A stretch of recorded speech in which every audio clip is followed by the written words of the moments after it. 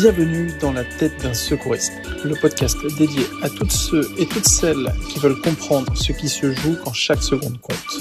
Plongez avec nous dans les coulisses de l'urgence, là où l'humain est au cœur de l'action. Bonjour à toutes et à tous. Aujourd'hui, on va décortiquer ensemble une méthode vraiment essentielle en situation d'urgence, ce qu'on appelle le troisième regard. C'est une approche super structurée pour évaluer une victime et qui, très franchement, peut faire toute la différence. Allez, on se met en situation. Imaginons la scène. Après avoir bien vérifié que la zone est sûre, on arrive enfin auprès de la victime.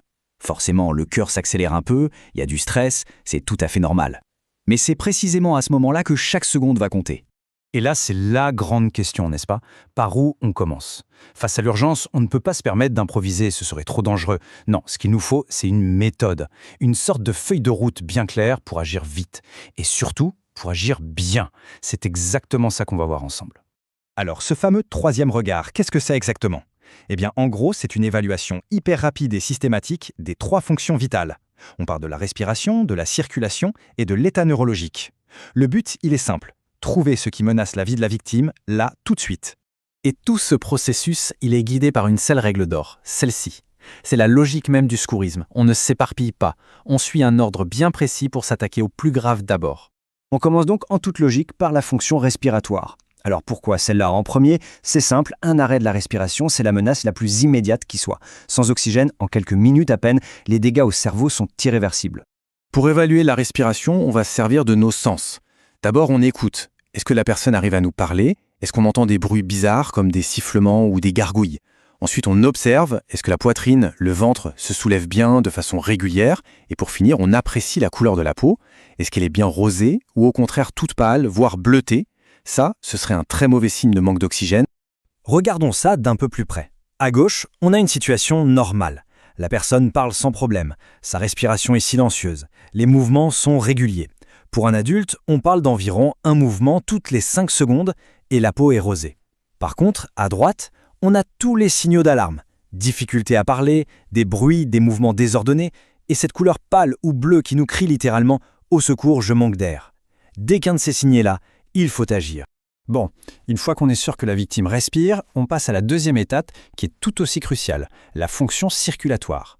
L'air rentre, c'est bien, mais maintenant, il faut vérifier que le sang transporte bien cet oxygène partout dans le corps.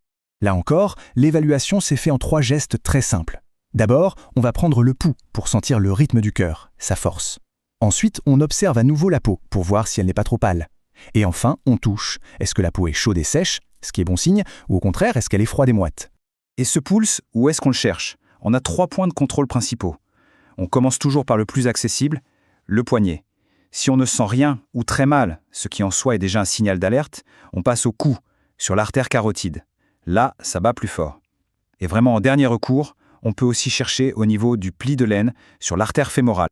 Et voilà ce qu'on cherche à savoir. Normalement, un pouls d'adulte est régulier. On le sent à peu près 1 fois par seconde. Et la peau est chaude, sèche et rosée.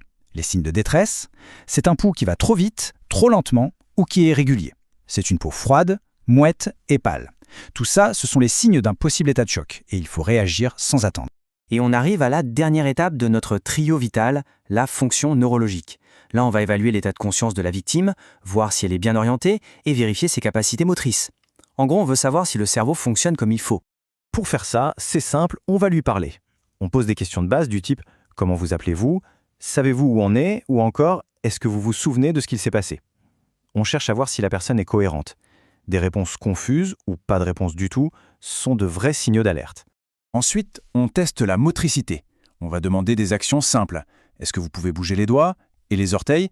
Puis on teste la force. Serrez-moi les mains le plus fort possible. Et pour finir, la sensibilité. Fermez les yeux. Dites-moi si vous sentez quand je vous touche ici. Donc, le point essentiel, c'est la comparaison. Une victime qui répond de façon claire, qui bouge ses 4 membres, c'est plutôt rassurant. A l'inverse, si on observe de la confusion, une faiblesse d'un côté, voire une paralysie, ou même des pupilles qui n'ont pas la même taille, là, ça indique un problème neurologique potentiellement grave.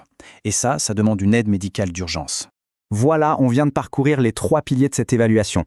Mais ce qu'il faut vraiment retenir, ce n'est pas juste une liste de choses à faire, c'est la logique qu'il y a derrière. Ce n'est pas une simple checklist, non, c'est une véritable stratégie pour sauver une vie.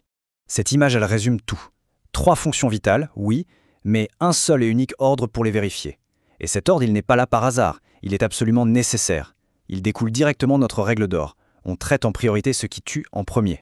Allez, on se le répète une dernière fois parce que c'est vraiment la checklist mentale à avoir en tête. D'abord, la respiration. Ensuite, la circulation. Et pour finir, le neurologique. RCN. C'est le chemin qui sauve. Pour conclure, voici vraiment les points clés à retenir. L'ordre RCN, il est non négociable. Dès qu'on trouve un problème sur une fonction, on arrête tout, on fait les gestes de secours nécessaires avant de continuer. Bien sûr, on prévient les secours le plus vite possible. Et enfin, un petit conseil, on n'oublie pas les témoins, leurs infos peuvent être super précieuses pour comprendre ce qui s'est passé. Au final, ce qu'il faut retenir, c'est que face à la panique, la meilleure des armes, c'est d'avoir un plan. Savoir où regarder, quoi chercher et dans quel ordre, ça ne change pas seulement la situation, ça peut changer une vie. La vraie question, ce n'est pas de savoir si on fera face à une urgence un jour, mais si, ce jour-là, on sera prêt à agir. Merci à tous d'avoir écouté le podcast Dans la tête d'un secouriste. Vous pouvez retrouver l'ensemble de nos épisodes sur YouTube ou alors sur Spotify. On se dit à très bientôt pour une nouvelle capsule pédagogique.